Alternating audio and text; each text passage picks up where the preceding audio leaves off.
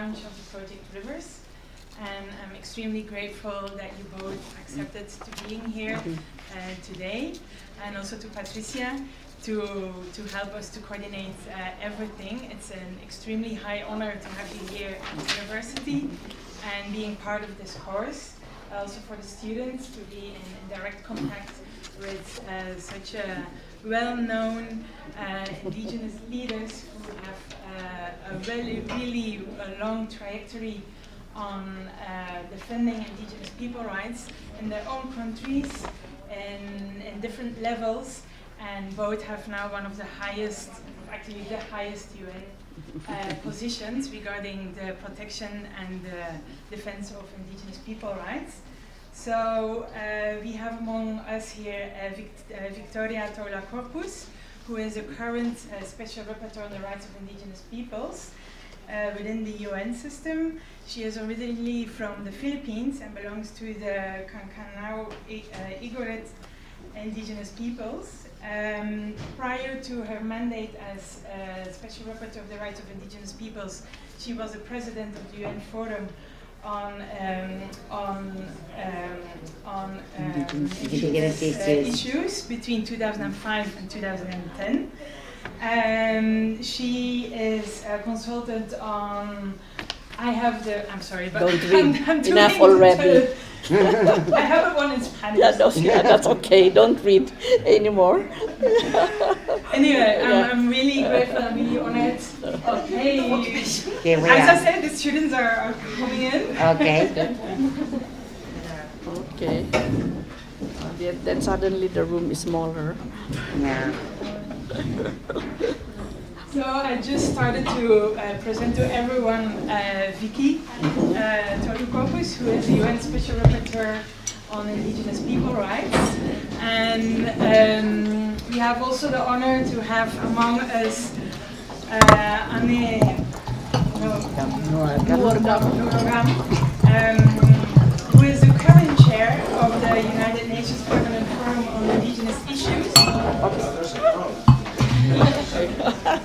As I said, we have a group of 35 students. So you can sit over there and then let's see.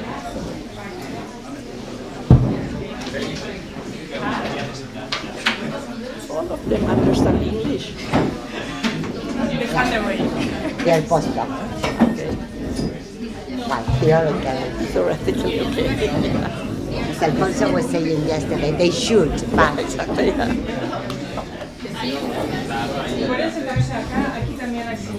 Easy look, there's a mic, because now there are more people.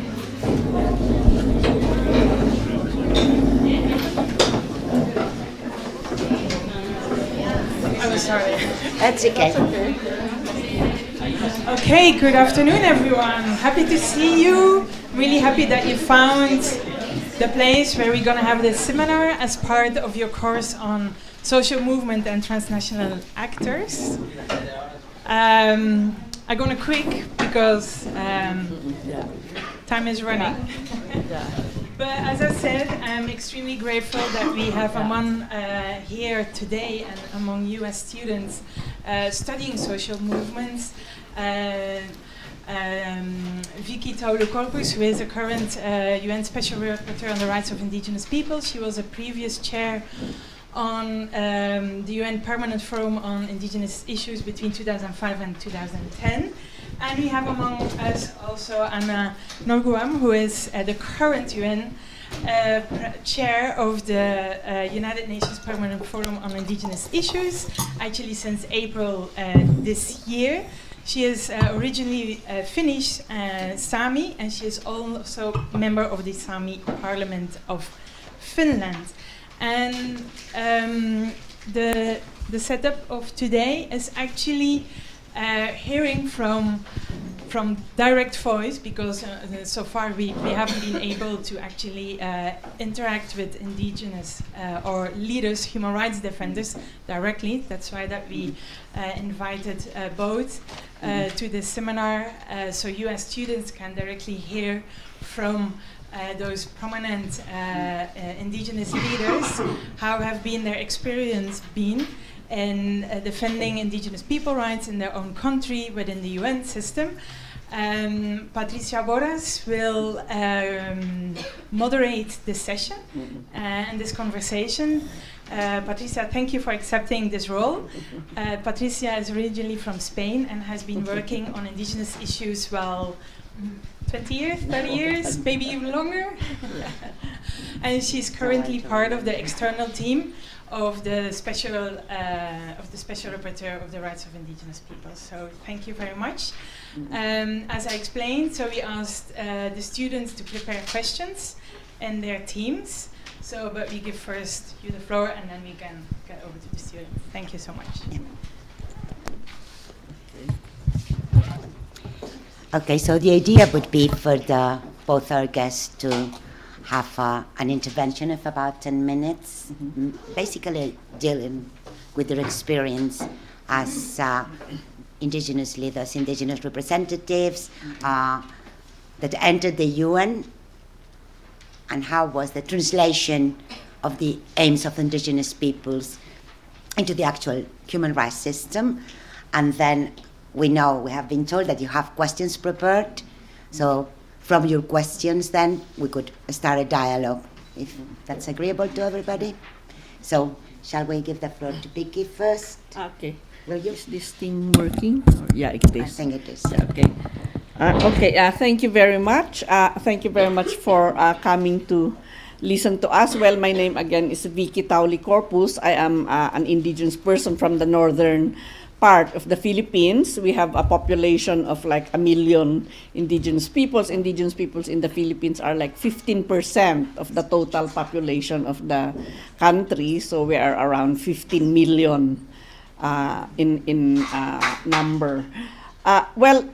Maybe just to start, I started my being an indigenous activist when I was very young. I was 16 years old, I think, when we had these projects being put in our communities. The Philippines was under martial law then, and the Marcos dictatorship decided that they will build a big dam, 4 big dams along the Chico River, which is the river transversing the different indigenous peoples' communities, and this is going to displace around 300,000 indigenous peoples and drown our sacred groves, our rice terraces, of course our forests. So we protested against this. We managed to unite we have many indigenous peoples in our region, maybe around 15, and we managed to come to a unity to fight against it. Of course, that was martial law, so our communities were militarized, several communities were bombed, our leaders were arrested. And so we had to look somewhere for justice, and we found the United Nations. We were told there's a working group on indigenous populations in the UN, and its meeting, it listens to problems that indigenous peoples have, because this will be the basis of the drafting of a UN declaration on the rights of indigenous peoples. So we went to the UN and we took part. We fought, we had a global campaign, and we won the battle. Actually, we stopped the dam. And they said that it's the first time that a pre-colonial peoples were able to stop the dam. That was they finally canceled the project in 1986, But our struggle started in the late 60s to the early 70s, So this is an example.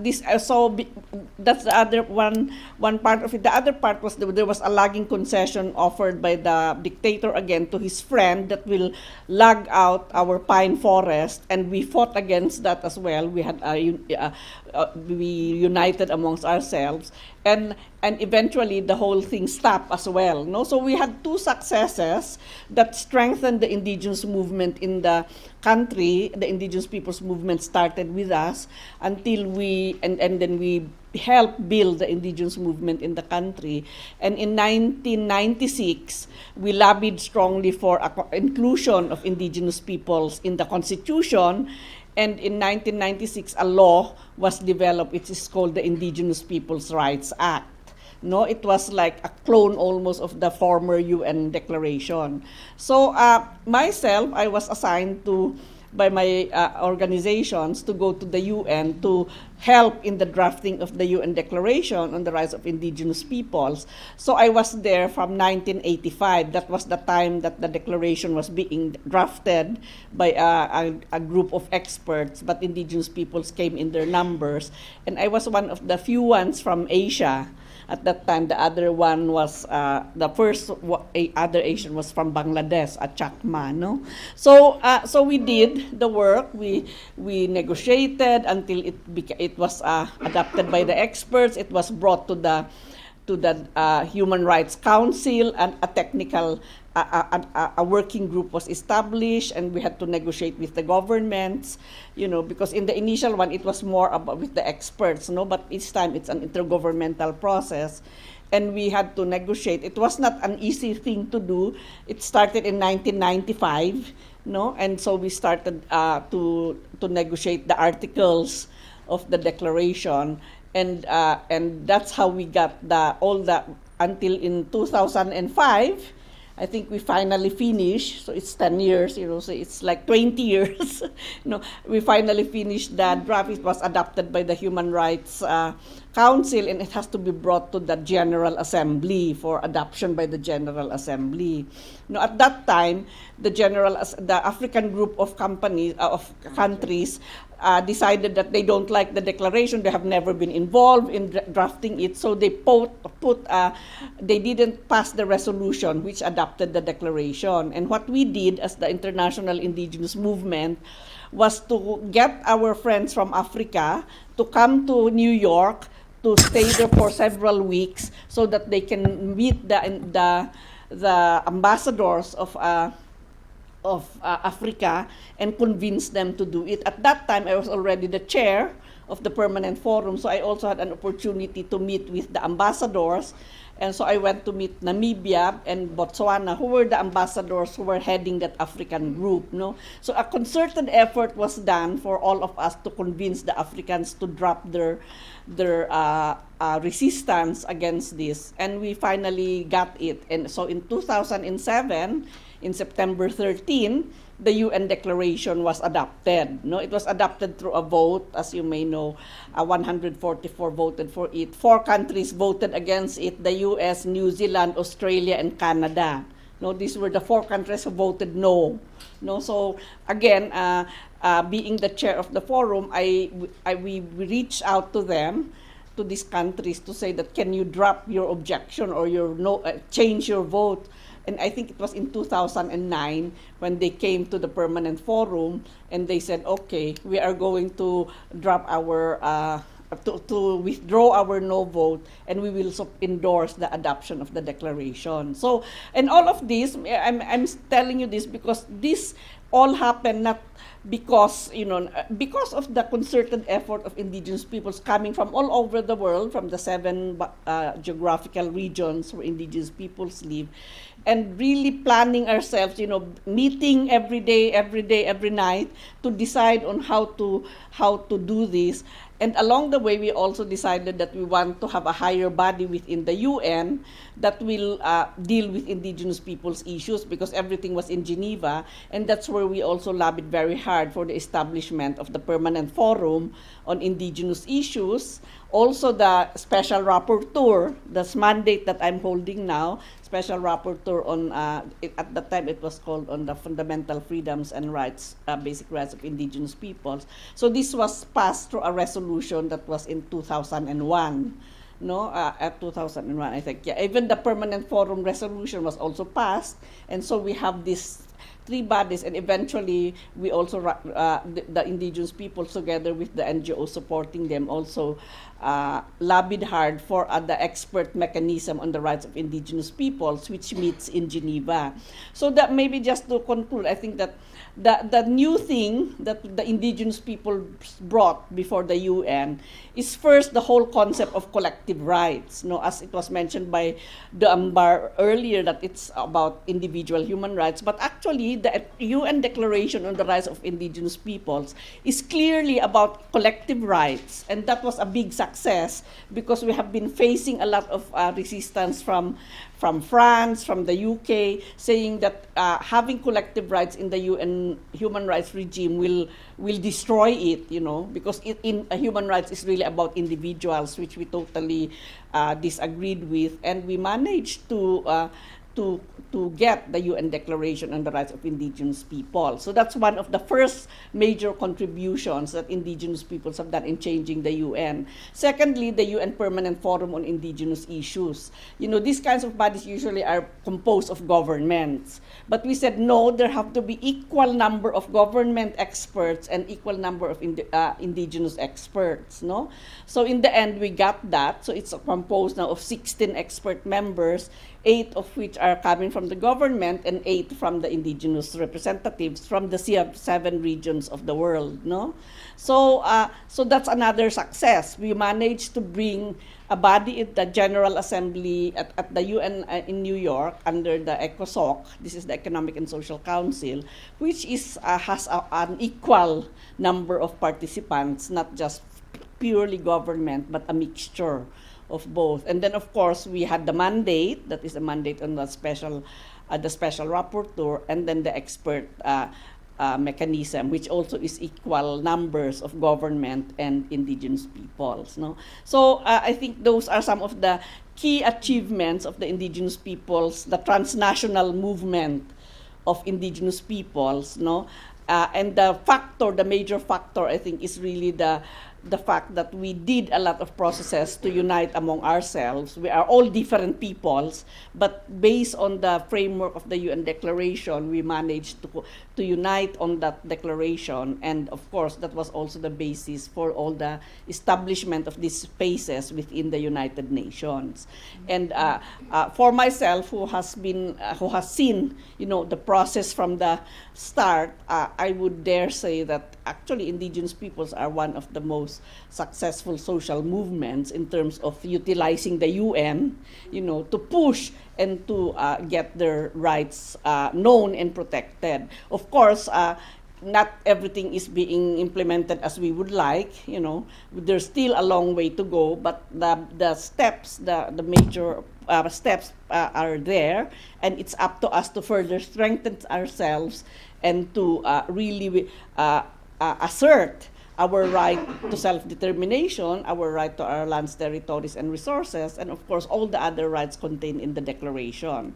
And lastly, I think that these kinds of achievements will, for me, the measure of our success is really having many indigenous communities governing themselves, even in a country where they are not recognized as such, being able to really determine how they should be running their own communities, defining what kinds of laws, how they can use their own indigenous justice systems, their indigenous governance systems, and how can they stop this increasing criminalization and impunity against them. No, so they will, and of course, indigenous peoples are recognized in the Climate Change Convention.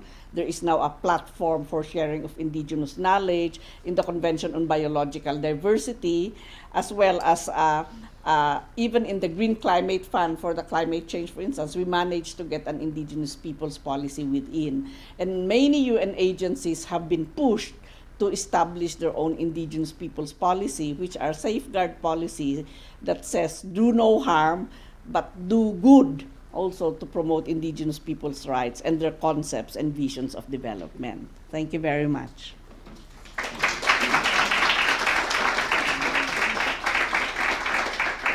Thanks very much, Vicky, also for sticking to the time. I did. Almost to a minute. Yeah. So now on, you have the floor. Thank you. Päivää puhkaita. So good afternoon, everybody. And my name is Kädekinjär Niljasasla Anne, that is in the Sami language. And I come from the most northern part of Finland, from the border of Norway, by the river called Tietnu, and in Finnish it's Tana, in Norwegian Teno, in Norwegian Tana, and in Finnish Teno. And I'm brought up in the salmon fishing family. And usually you think of Sami people who live in Nordic countries, in Sweden, Norway, and Finland, and also in Russia, that they are reindeer herders. But my family is a salmon fishing family, although both of my grandparents had reindeer, but that didn't sustain to my generation. So, and a little bit about the personal history. I'm a lawyer by training, and I have lately been working with developing the studies on reconciliation and teaching also in those. And at the moment I'm writing my PhD on Sami fishing rights, and that's taking really slow because I'm traveling quite much, doing other things, but it's a lifetime project, I think. And how the Sami people, since we live in 4 different member states of the United Nations, the cross-national Sami cooperation started in 1917, and it was led by Sami women between Norway and Sweden. And then the Sami civil society from Norway, Sweden, and Finland started working together in 1952, and the first Pan-Sami organization, civil organization, was established 1956, and it's Sami Council. It's one of the oldest organizations among the Sami society. And that got Sami members from Russia 1992, when after the Soviet Union stopped existing and became into Russia, and when the borders opened. And the first time Sami started this kind of global cooperation, it was 1973, and it was the conference with the Inuit from Greenland, and we had held that conference in Copenhagen, discussing about the common issues for both the Inuit. You might know some of them better by the different name. Inuit, Yeah. Eskimo. But it's not. Just Eskimo. It's not. How do you say proper? to call Proper. it. So I didn't say it correctly loud. Okay. So Inuit. Inuit. Yes. And then the Sami and Inuit and the indigenous peoples from Latin America, they established a common organization, World Council of Indigenous Peoples, in the 1970 something. And it organized 76 and organized world conferences around the world in Latin American countries, Canada, Australia, and also in Samiland was one conference, 1989 in Norway. And in the 80s, the Sami people, we attended the drafting of the ILO Convention number 169 on indigenous and tribal peoples. And that was at that time the most, the biggest work we did in the international forum. And the Sami people, we attended the drafting of the convention through the national delegations. So we were included in the Finnish, Norwegian, Swedish delegation, and had influence through those delegations. And for example, I have to tell you this small story. There was in Finland the first Sami parliament, which didn't have or doesn't have any legislative powers, was established 1973. And so the members of the parliament went to those delegations to draft the convention. And at one point, the Finnish ambassador left the delegation or the seat of in the meeting, in the drafting meeting, and there was just this Sami left. And they had a coffee break, and they drafted during the coffee break to the napkin an article, cross-border cooperation of indigenous peoples. And when the meeting continued, the Sami from Finland raised the tag of Finland, asking for a word, and presented the idea. And there was an agreement with the Nordic states that they support always each other. And the other Nordics were watching, like Denmark, Norway, Sweden. It's Finland who said that, so they have to support it. They support it, even they were kind of angry because they didn't hear about it. And that article is called Lex Aikio, and it's still the same from word to word, which was written from the original napkin. So that's how we have been using the international arena. And then, of course, the Sami established, after the draft was presented, and we established an embassy or office to Geneva to lobby the member states to adapt within the ILO to adapt the convention. And as Vicky told later, the biggest work was among the African member states to adapt that convention. But evidently it happened, and what's now the situation in Nordic countries, it is just Norway who has ratified it. Neither Finland has signed it and is intending to ratify it, has started intending to ratify it since 1991 and is still in the process of ratification. But how I came into the international cooperation, it was global cooperation, it was 1997. I went to the working group of indigenous populations to Geneva to attend the meeting within the Sami Council delegation. And there my task was to start following the African indigenous peoples, because they were at that time establishing their own organization. So I went to the establishing meeting of IPAC, Indigenous Peoples African Coordinating Committee, yes, which is still existing. So Sami Council, we decided that there should be more human rights and indigenous rights education worldwide. And we started organizing courses both in Africa, English-speaking and French-speaking African indigenous, also in Asia.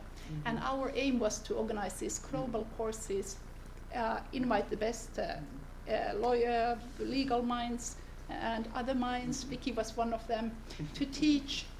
And then those who were attending the courses, they would teach then on the national level.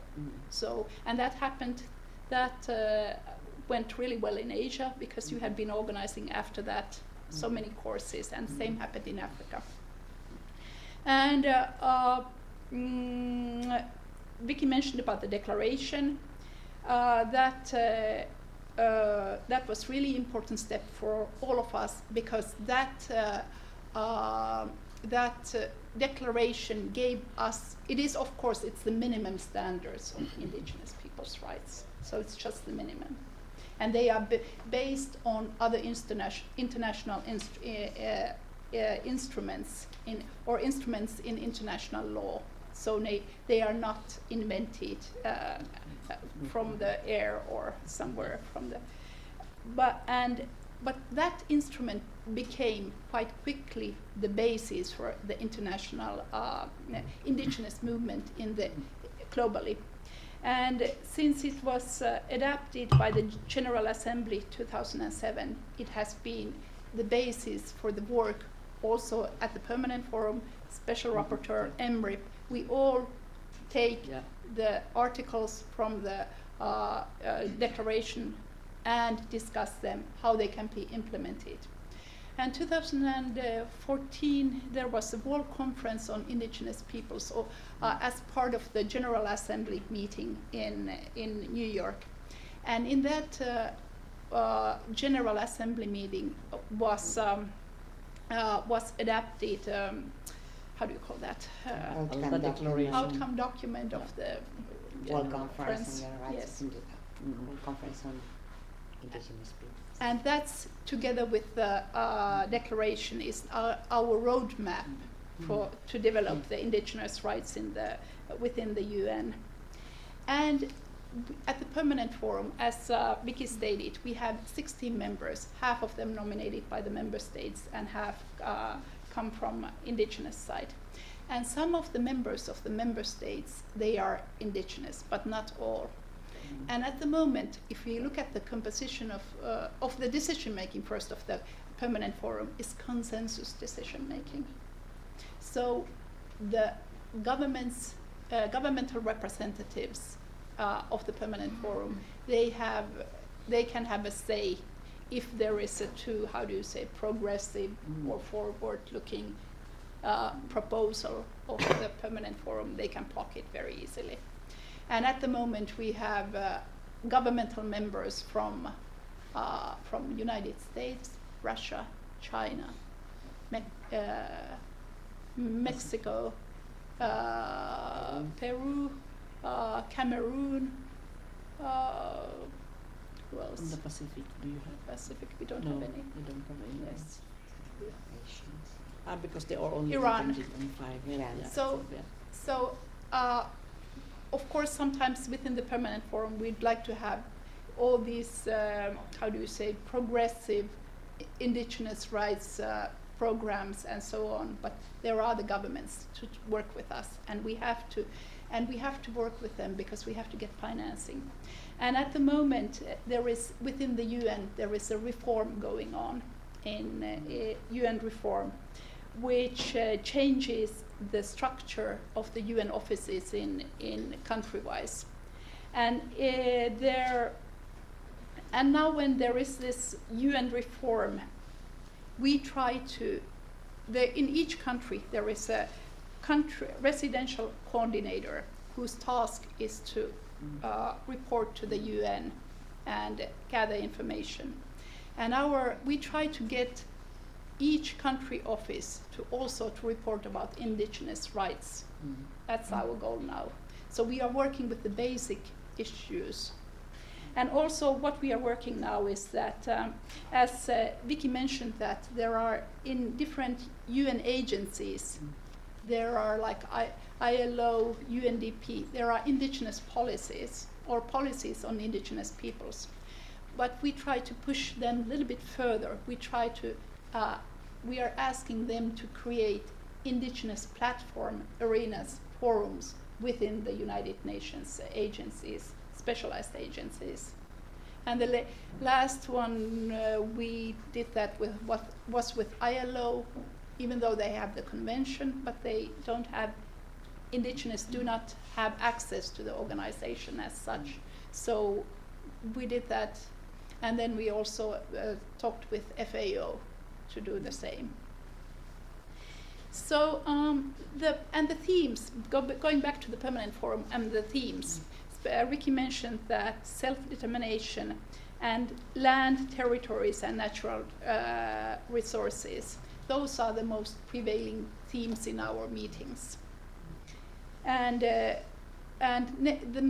theme of the next session of the permanent forum, which is taking place in April, 2 weeks in April in New York, is Sustainable Gold 16 on peace, access to justice, and strong institutions. So we are discussing about peace accords, transnational justice, truth and reconciliation commissions, and indigenous institutions. Thank you.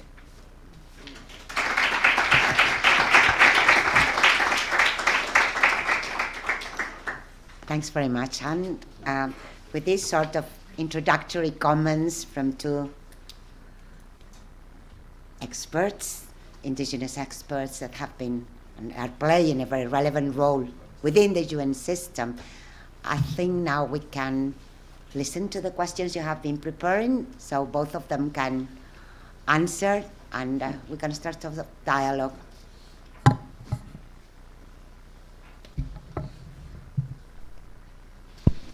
Okay. Thank you, and Patricia and Vicky. Hi. What our group was mainly wondering was, out of all the challenges that you faced, what do you think was the biggest undertaking or a challenge that usually goes overlooked? So we get a number of questions first. Maybe Greg can group a couple of questions. Yes. Yeah, I And think then, so. okay. Okay, so thank you for the presentation.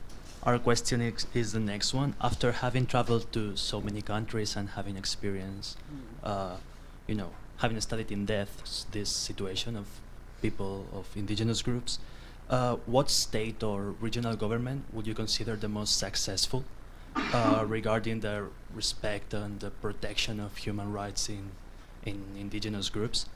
Perhaps the strategies followed by these countries could be applied to other situations, and which one would you consider is the best one? Question for this round, if you could.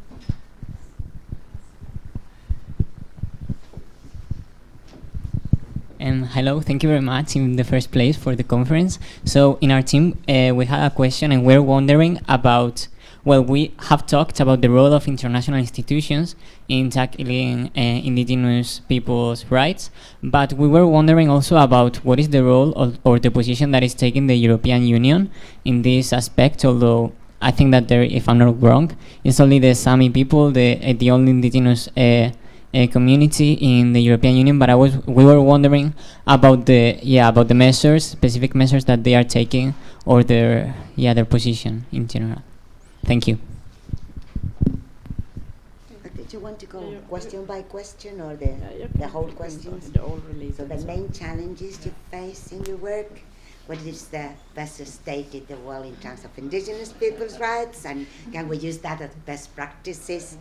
The role of politics measures of the European Union, considering the Sami people is the only indigenous people in Europe. Okay, thank you. Yeah. The biggest challenge, and I guess that's the right to self-determination. And as both of us mentioned, it's the rights to the lands, territories, and natural resources. And when we look at, for example, the Sami people, in 4 countries, in Norway, Sweden, and Finland, we have a constitutional recognition. In Sweden, Sami people are recognized as people. There are no qualifiers, just full self-determination. In Finland, in the Finnish constitution, Sami people are recognized as indigenous people, so qualifying indigenous. And in Norway, Sami people are recognized as indigenous population, so implying that there is no full self-determination. But then, when it comes to the reality, in Norway there is most money, the land rights are best developed, and so on and so on. So the constitutional recognition doesn't correspond with the reality, and we have seen that in all parts of the world. In Finland, good recognition, but we don't have access to lands and territories. And for example, there was a fishing act in Finland a couple of years ago about denying our right to fish in our home river, and for us we decided to change the legislation. We tried the political way, didn't work out, so we decided that we break the law. So we fished illegally, took videos of that, and then took that to the police. So what happened was we were questioned, refused to pay fine, and then we were taken to court. And we were 4 of us, because we were thinking that the Finnish courts will not give us favorite judgment, will not give us the fishing rights. But we were thinking that we might go to the European Court of Human Rights, Human Rights Committee, Committee on the Rights of Child, and European Union. And so, but we won in the first instance, and now the national prosecutor has taken that directly to the Supreme Court, bypassing the Court of Appeals, which is very unexceptional, but this is precedence. So if we win this case in the Supreme Court, around 34 different laws will be changed on nature, how to use nature, land use, Sami livelihoods, and so on. So this is the reality, that the constitution doesn't, we don't have in the regular legislation, it doesn't, the constitutional articles or article is not implemented in usual legislation. So that's the biggest challenge. And what is the most successful government? It depends on the theme. Some governments are good in that, and some others are not good. For example, in Finland, we have very beautiful legislation on free, prior, and informed consent. In Norway, land rights. In Sweden, reindeer herding rights. That's Sami law in a nutshell. But when we look at globally, what I have learned now in Canada is doing quite well with the, within the aftermath of the Truth and Reconciliation process. So, but maybe Vicky knows better because you know more about the country-specific situations. And role of the EU, Sami in the EU. We Sami, we are not recognized in the EU.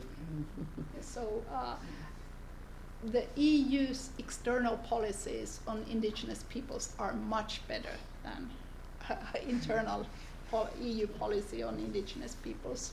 So that we are thriving to get even something to the EU, but it's usually EU considers the Sami to be national dilemma. Not national issues. National issue. So and EU has nice guidelines and programs for external relations when it comes to the indigenous peoples, mostly on human rights fields.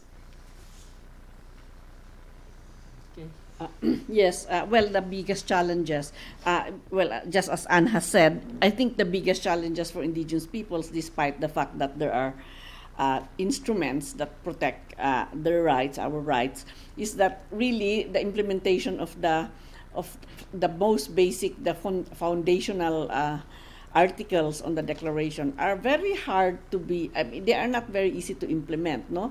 For instance, the rights to lands, territories, and resources. You know, this is, there are like almost 6 articles there are several articles in the declaration talking about this, but this is something that's not easily protected nor respected, no? Of course, there are laws. In the Philippines, we have a very good law. It says you have to recognize the rights of indigenous peoples to their lands and territories. We have a provision to say that if you are able to go through the whole process, you can have a certificate of ancestral domain title, which means that your whole domain, not just the individual lands, will be protected. But that is constantly challenged by the corporations themselves, as well as the fact that many of the governments in the world are still, the economic model that they adapt and that they promote is really extractivism, no? So for indigenous peoples, that's one of the biggest problems, because many of the remaining resources in the world today are found in indigenous peoples' territories, no? Whether these are minerals, oil, biodiversity, logs, because we have been protecting these for ages, and that the rest of the world has been, mined and logged and all that. Now, because they are nowhere to go, indigenous peoples' territories now are the targets, and that's why you see a lot of resistance all over the world. Even in Sami land, they are also resisting some mining projects because that whole model hasn't really changed. No, even if they talk about sustainable development goals until faces get blue, they still are not going to implement it because the world economic, the dominant economic model is what politicians like. No, they get a lot of benefit from that. The economic elite of the world get the benefits from maintaining that framework. So that's the biggest challenge, I think. No, so even the right to self-determination, which includes the right of indigenous peoples to have their free, prior, informed consent obtained. That is always the most violated right, the right to consultation and the right to free, prior, informed consent, because governments and corporations still behave in the same way that they did many years ago, where they can just go and extract your resources even without asking you, or they go and build mega infrastructure projects like dam projects, roads, etc., without even asking your consent. So that's, I think, those are the biggest challenges that indigenous peoples face. Now, in relation to Favorite country. a favorite country, well, I have traveled to, and my mandate as a rapporteur includes me visiting officially 2 countries in a year. The government invites me. I go to the country, go to the indigenous territories, talk to the government officials. And,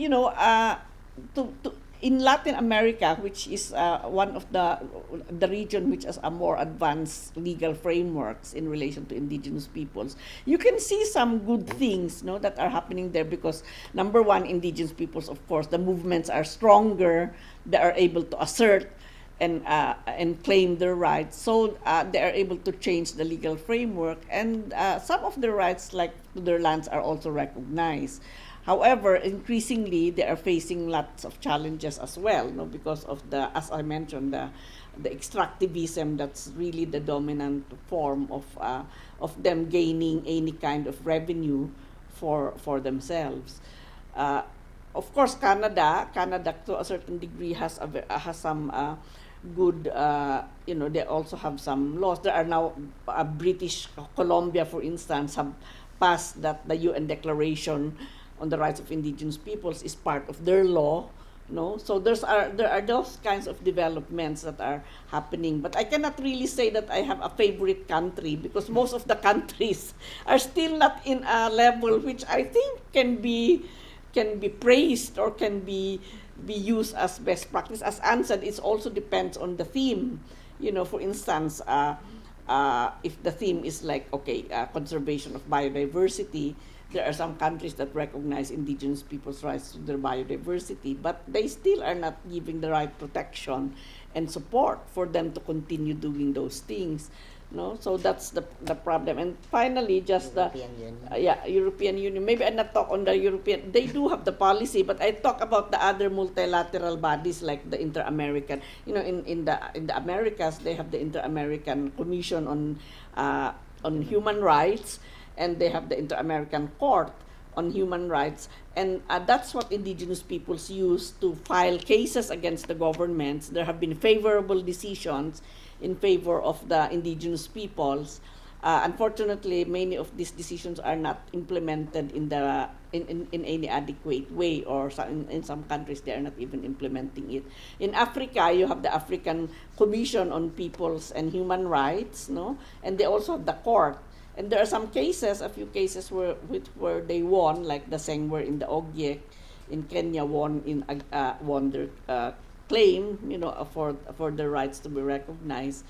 But again, it still is something that has to be implemented. So there are other intergovernmental bodies at the regional levels that are there that are being used by indigenous peoples themselves. I think in the EU, the thing about the EU though is that if at least, when we were negotiating the declaration and also all the different, the permanent forum, the European Union has supported some of these efforts that we were pushing for. So in that sense, and then now we're in a situation where criminalization and impunity is happening.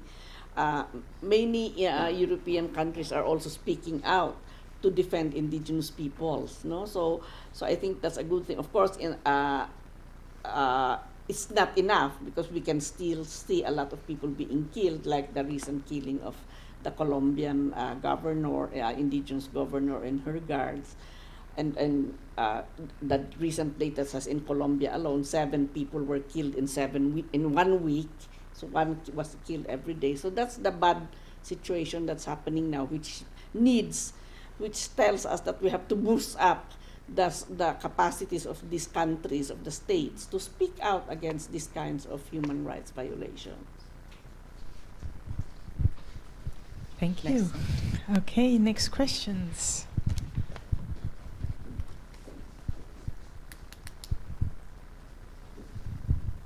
Good afternoon.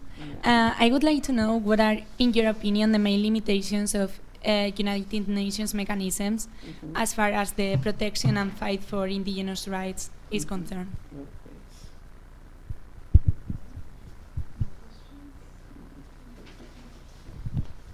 Good afternoon. So I'd like to know whether if through your experience it's easier to deal with bigger or smaller countries in these terms of, if they are more accountable of the rights of indigenous people, which is if it's better to deal with smaller countries, which is more localized, or bigger countries where they might have to have broader expectations. Thank you.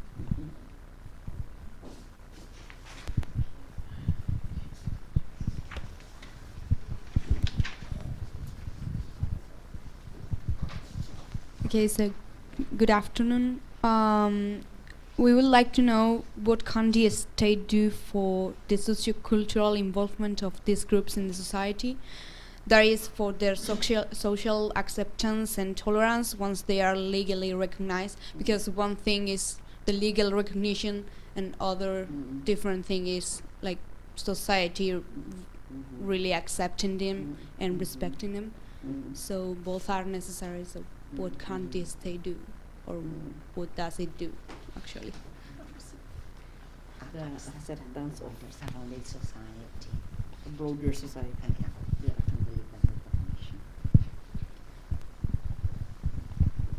Okay. Who wants to? Yeah. Will you start?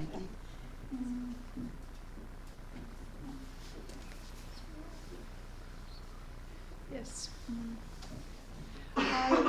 Now I'll make an exception and start with the easiest question, which is this big or small countries which are easier to work. And the UN world is divided into 5 geographical regions, which are together formulate within their own regions their opinions on certain issues. And usually the regions are quite homogeneous in their issues. But then when it comes to the indigenous rights, that doesn't apply really. Because, for example, within the European Union, there are countries who do not accept self-determination, right to the self-determination to the indigenous peoples. They don't accept collective rights. They just work for or accept individual rights. And for example, within the European Union, it's the United Kingdom and France who do not accept collective rights of the indigenous peoples. And the other end of the spectrum is the Nordic countries, which recognize the collective rights. So what these within the European Union, when they are in these meetings, they have to fight within their own group what is the final text. So in many cases in the meetings, their text is quite watered down. And now when there was an enlargement of the European Union for the past 10 years, the Eastern European countries came along, and they don't have a pro-indigenous policy, not many of them. There are countries like Poland and so on who do not really work for the indigenous. And then it's a multi-level question. First to look at the regional groups, then within the countries within the regional groups. And then in the United Nations, there is a group called Friends of the Indigenous Peoples, both in New York and in Geneva.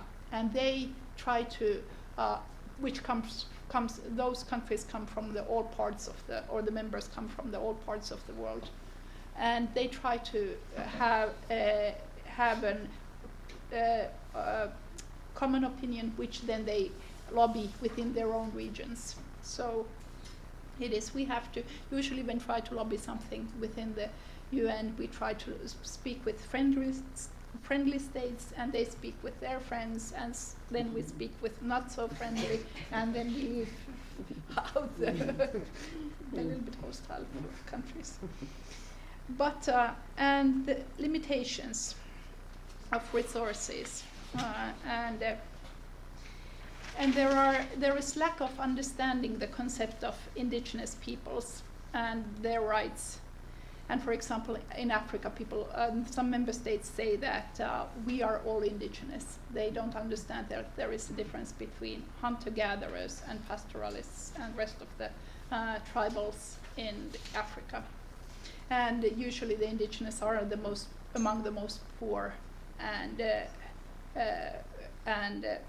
life expectancies are much less, and so on. So there is this lack of understanding, lack of political will to recognize collective rights, and limited political will to develop laws, policies, and programs on indigenous people's rights according to international standards, or to give funding, allocate budgetary means for the implementation of those ones. And within the UN, the aim is to, or the General Assembly's recommendation is that, because we have the Declaration on the Rights of Indigenous Peoples, each member state where indigenous peoples live should have the national action for that declaration. And there are over 90 member states where indigenous peoples live, and just few of them have the national action plan for implementing the declaration. So there is a lack of political will, even though they all have decided that they should do this. And then, as Vicky said, it's prioritizing of economic interests over recognition and implementation of indigenous people's rights. So those are the ones. And the last question about the broader society. I'll let Vicky to answer to that. Okay, let's maybe start with that. You know, the thing that I have seen in many countries where I've been to is really the structural racism and discrimination that exists, within the broader society and within the governmental structures and institutions. I've seen this very clearly in Australia. Australia, and that links, it doesn't matter if you're a big or a small country. Australia, it's so embedded within the society, the broader society, the kind of discrimination they have against the Aboriginal and Torres Strait Islander peoples. And the discrimination, you can really see it as you go, as I visited many of the different parts. You can see that, and this is proven even by the fact that it was only in 1969 that the Australian government recognized that the Aboriginal and Torres Strait Islander peoples are human beings. Before that, they were part of the flora and fauna. Yeah. It's serious. I've never seen. Why 1969? Can you imagine? It's that recent. So you can see how they are really marginalizing and discriminating. Racism is so prevalent amongst the dominant populations against those indigenous peoples who are there. And I was in Congo. I just maybe a week ago, or 2 weeks ago, I did a visit there in Congo Brazzaville, and they have a population of say 4 million people, and the indigenous peoples are like 1.5%, and they have a national law on indigenous peoples which they adopted in 2011. But every time you talk to the government officials, because I talk from the Prime Minister to all many of the heads of the ministries, and they will say to me, but there's no discrimination against the indigenous peoples. These are the Baka, the Batwa, all these, the so-called pygmies. They were called pygmies in the olden days, And I said, but how can you talk like that? The moment you have a national law on indigenous peoples' rights, which means that there is discrimination, because if there's no discrimination, you wouldn't need to have that law. So that in itself is a proof that there is. And I went to the communities, and they are totally discriminated. They are really in the worst living conditions, because they are not allowed to continue living in the forests, which is their habitat, which is their ancestral territory. They are being kicked out by the conservationists, and displaced, and they are not allowed to go to gather their own medicinal plants or do hunting and gathering. So they are considered as subhumans, basically. In fact, you can hear them saying, the head of the the Assembly of Congo said, I said, how many people do you have in the parliament? She says, 156. And how many indigenous people do you have? Now, nobody, nothing, you know. And they said, but my driver is indigenous. So that's the way they talk. You know, and then somebody said to me, yes, in fact, but it's true, you know, because my predecessor went there and he concluded that there still continues to be a master-slave relationship between the Bantu and the indigenous peoples. And some of the Bantu you will hear said, oh yes, for my wedding I was given a gift, a pygmy by my parents. So basically they're slaves. You know, so that's the world that we have. I mean, no matter how we have even if we have all these declarations, it's really not that easy to change. No, that's the problem, to change the mindset of politicians, of the dominant populations, and that is what we need to conquer on a day-to-day basis. And that also. So I think I dealt with that. Two questions, and then the limitations of the UN mechanisms. We do have a lot of limitations, in spite of the fact that we succeeded in creating these mandates and these spaces. All we can do is to really present the realities that indigenous peoples are facing at the local and country levels. To present, you know, to speak out against the most egregious violations of human rights. And my mandate, I write to them, I make thematic reports, I make press releases, you know. But the pressure, the areas where some of these things happen is because the indigenous people's movements are strong. You know, if you don't have a movement at the local level who will really use the recommendations, for instance, that I make and use this to pressure the government, no matter how many recommendations I make, nothing is ever going to be implemented. So it's really the pressure from the indigenous peoples themselves that can make a big difference. Of course, sometimes I succeed, like I managed to get several indigenous leaders who were criminalized, put in jail. I managed to get them freed, you know, but that's still nothing. I mean, you still want to have bigger successes, and that's not very easy to come by. It's the same with the Permanent Forum. The Permanent Forum makes this, they engage with the UN bodies, you know, so that they will push them to implement and their policies on indigenous peoples. But sometimes some indigenous UN bodies are also very scared in a country where they are assigned, because the government can just declare them as persona non grata and kick out the whole, either the person or even the whole institution. You know, Nicaragua, for instance, it kicked out the UN there. You know, so that's the kind of situation. We don't have any sanction powers. In other words, it's only the Security Council who has that. So the name of the game is to really name and shame them and put more political pressure from countries, from the indigenous peoples themselves, or from the broader social movements. You know, that's the way that we are achieving this. And I think that's really the reality in the world. You know, if there is no strong push from the rights holders themselves, the government is going to just relax and do whatever they like to do. So that movement, the pressure of movements is very crucial in these kinds of work that we are doing. Thank you. We still have some time left, so if there are other questions. Yeah.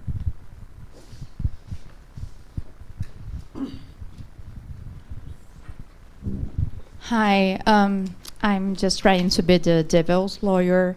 Well, I was wondering why I haven't heard. I know this project is a European project, but I was wondering why I haven't heard any mention about Brazil and the many indigenous communities that we have over there, and the natural water sources, and I was wondering why there's no mention about it. And the project? Yeah. No, we are not the project. We are just the experts. No, no, for sure. Okay. But if you with one of them, one of you three have any idea about this subject over there, or if the country is so close that you have no idea, you don't have I mean, a free contact with the people or with the authorities, and I was wondering why. Yeah, okay. Especially because all that happened with Amazonia in the last month. Yeah. So I was just wondering why Brazil is not in the center of this discussion. Okay.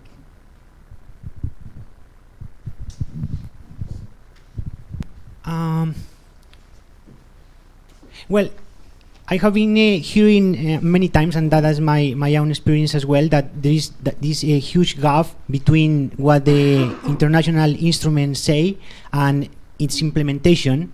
And I want to connect that with a historical fact that is also true. Hearing Anne saying that in the Norway, or in the Nordic area, there is this kind of full recognition of self-determination, qualified recognition of self-determination, and deny of self-determination. Actually, that is what happened in international law as well. I mean, the first instrument in international law, the first ILO convention, deny the right of self-determination. But if we see, only 23 countries have ratified the ILO convention.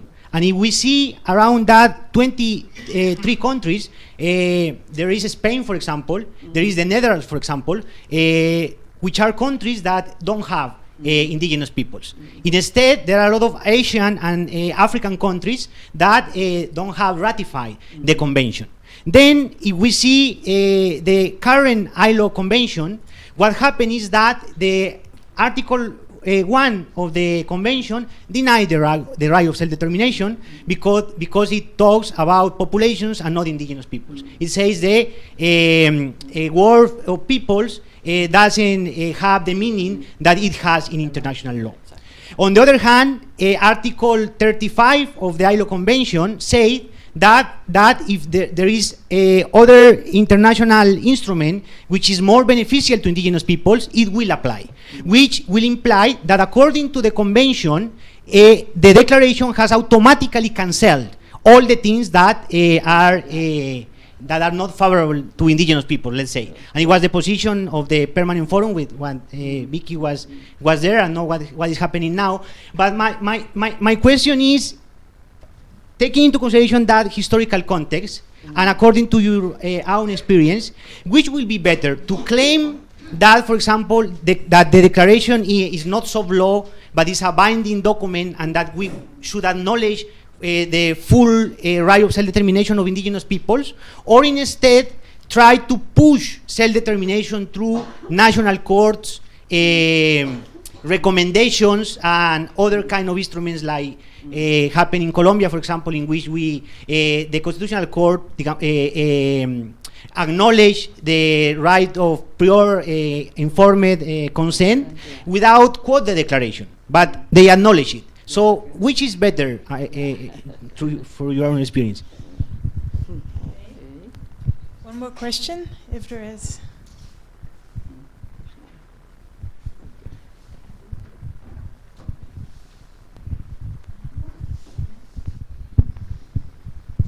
Hi, thank you for coming to talk to us. It was really interesting.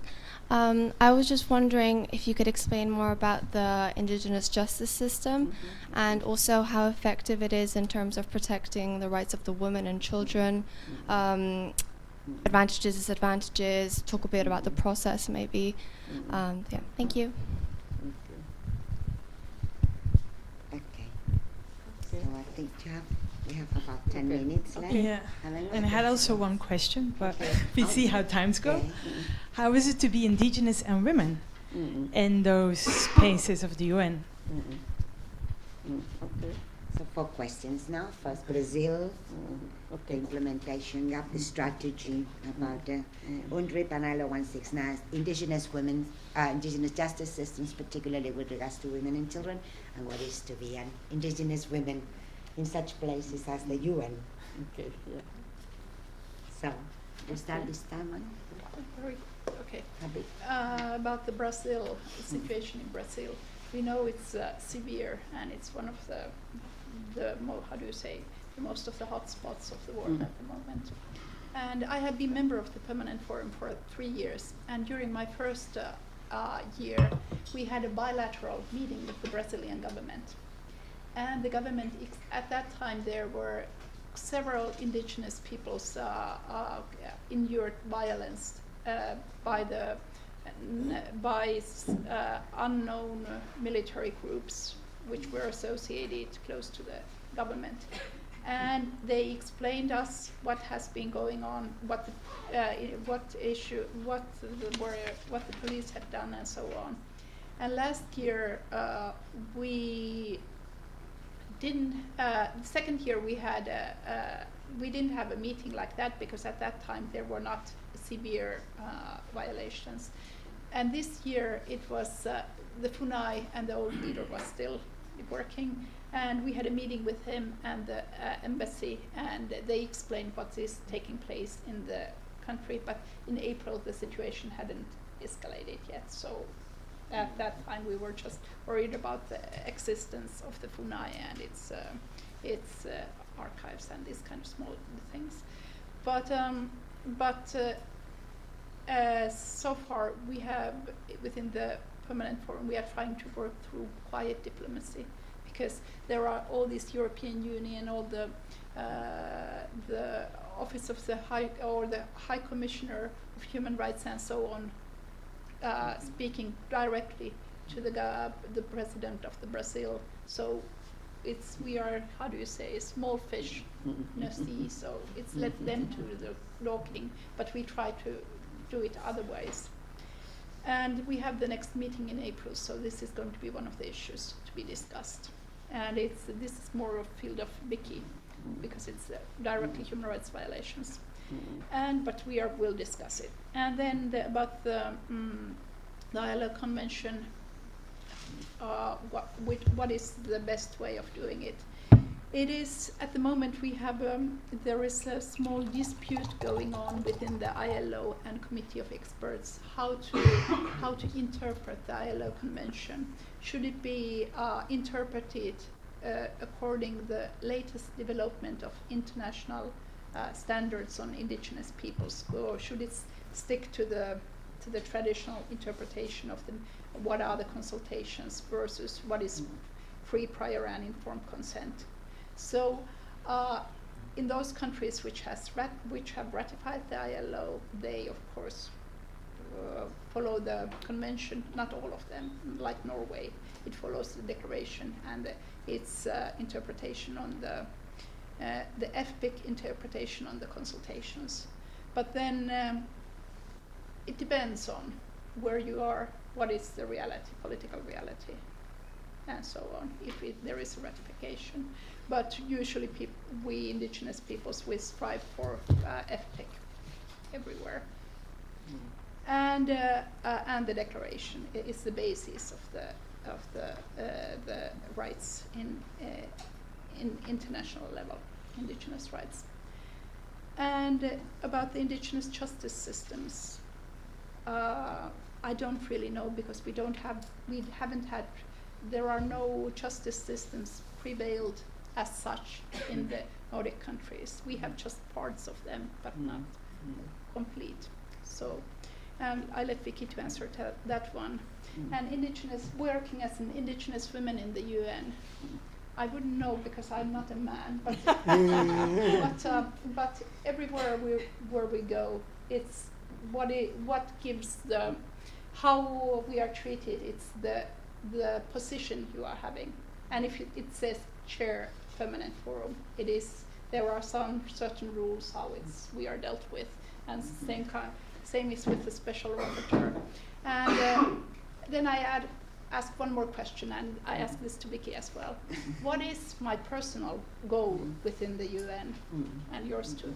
And my personal goal is to get agenda item to the Security Council, and it's called Conflicts on Indigenous Lands and Territories. And the reason is exactly what Vicky said.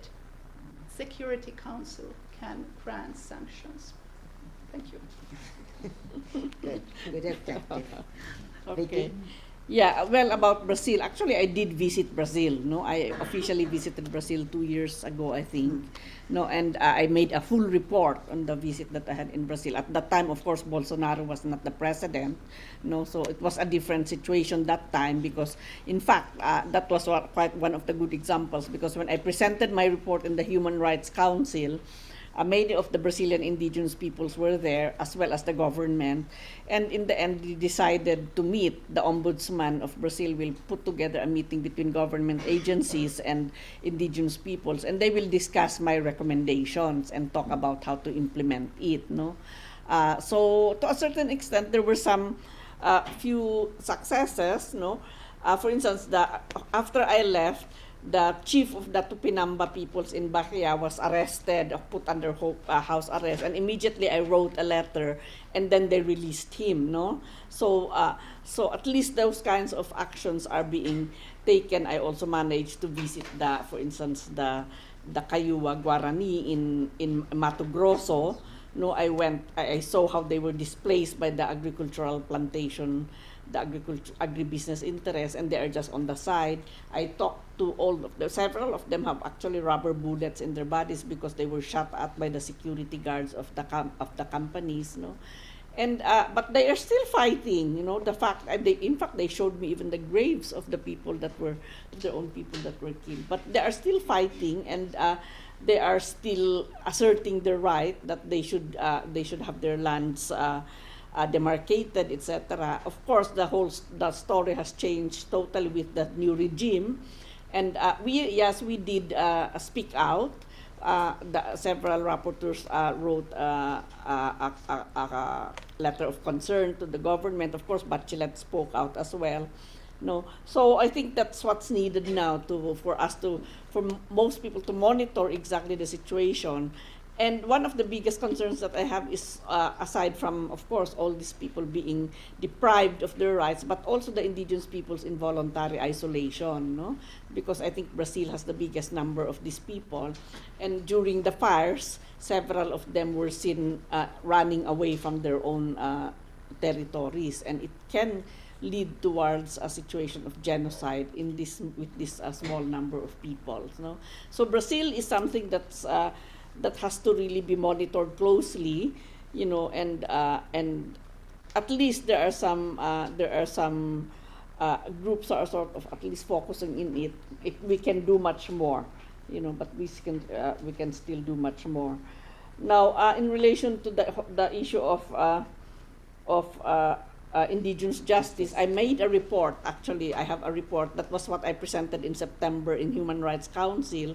I looked at the situation of indigenous justice. I had held consultations with indigenous peoples who are operationalizing or implementing their own indigenous justice systems, and and I have discussions. I had talks and panels with the International Council of Juries and the International Development Law Organization, as well as the ODI, the Overseas Development Institute, who all are now doing work on traditional justice.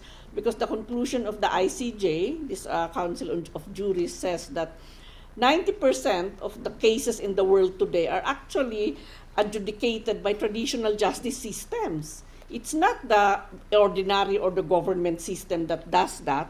And I've seen that, in Timor-Leste I visited, the indigenous justice system is the thing that operates. There are only 4 courts existing in the whole country. So who else will adjudicate those cases, those conflicts, but the traditional justice authorities, no? And so that's something that we really need. Increasingly, all these mainstream organizations, NGOs and intergovernmental bodies doing work on justice are sort of sow the light that, yeah, indeed, indigenous people, you have your own justice system. And then, of course, we have all the criticisms about, but the women are marginalized, they are not looking at the rights of children, etc., etc. So in my report, I mentioned that, and I said that, the justice systems that are existing, if the indigenous peoples become aware of the international standards, they themselves will change it. I did that.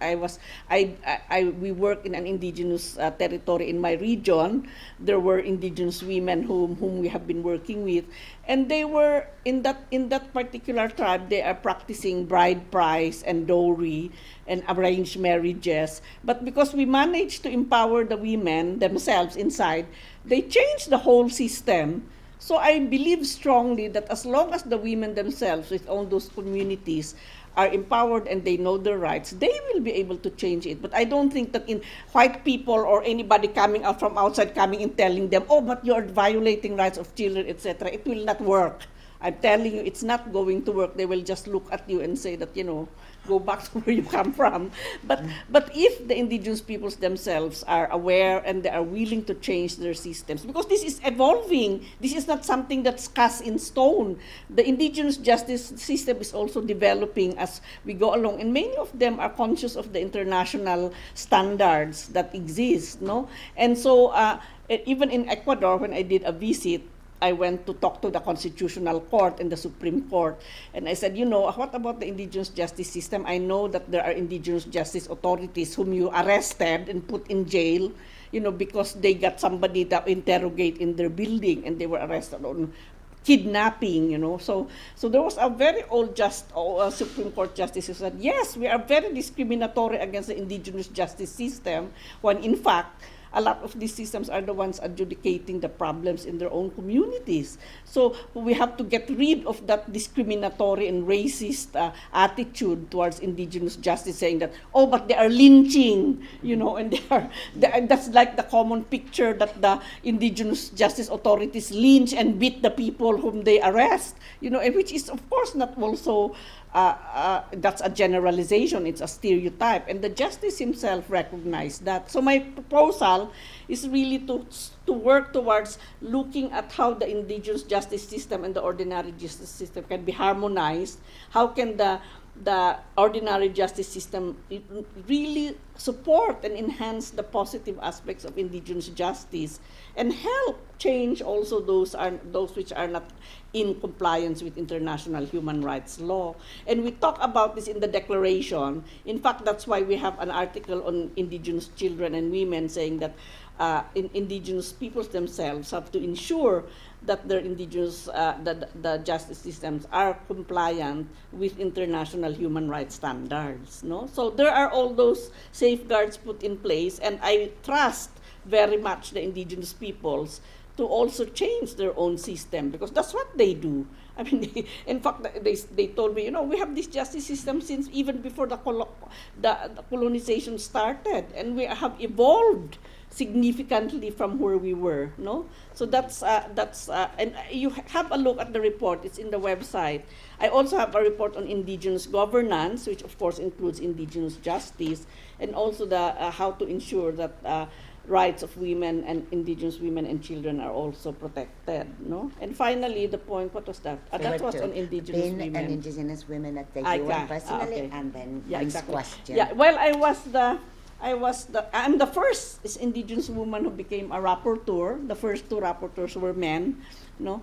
And of course, in the permanent forum, I was the longest chair of the permanent forum, because in my time they will vote every time, but in after I left, it's like they have to change every year. So I saw and in the mechanisms of the UN, the gender equality is always stressed, that there should be an equal number of indigenous men and women within those mechanisms, no?